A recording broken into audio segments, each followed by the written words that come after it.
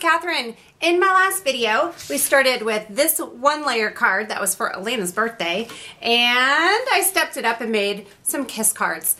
I absolutely love how these came out. The colors are so bright and cheerful. I love the stamps. I love that flower. So I'm not putting these supplies away.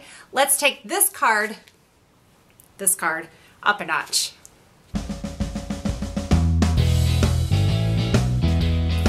The very first thing we're going to do is work on this flower. I'm just going to add a little crystal effects. You may have glossy accents, that works the same.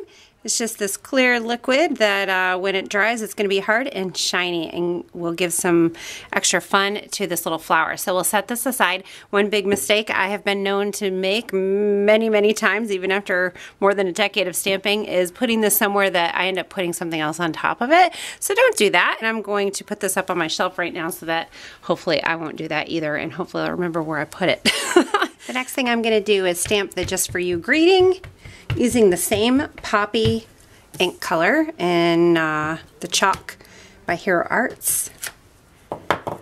And then I'm going to add some clear glitter embossing powder to it and heat it and have it glittery and sparkly. So now the Just For You is sparkly, and I have cut it out with this coordinating die set by Reverse Confetti. All the supplies on YouTube will be linked below and also on my blog. One thing I love about this die set is it gives you like a dry embossed circle around the edges, which is a really fun and custom design element to add to your paper crafting project. So that's all built in. We'll just add this with some dimensional adhesive.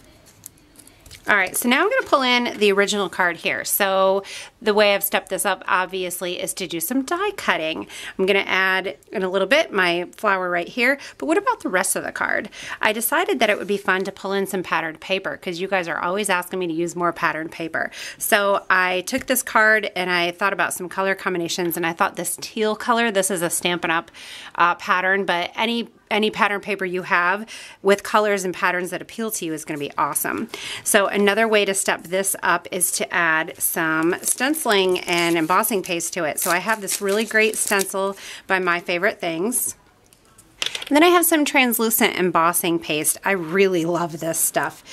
It dries clear, so then it just adds a nice shine and kind of texture onto whatever project you're adding it to. So it's a really cool product. If you wanted the stenciled image to show up even more, I could have sponged and added some ink first and then done the embossing paste on top of it. I just wanted a subtle stenciled pattern on here though. So I'll pull that off, and you can see it fairly well right now.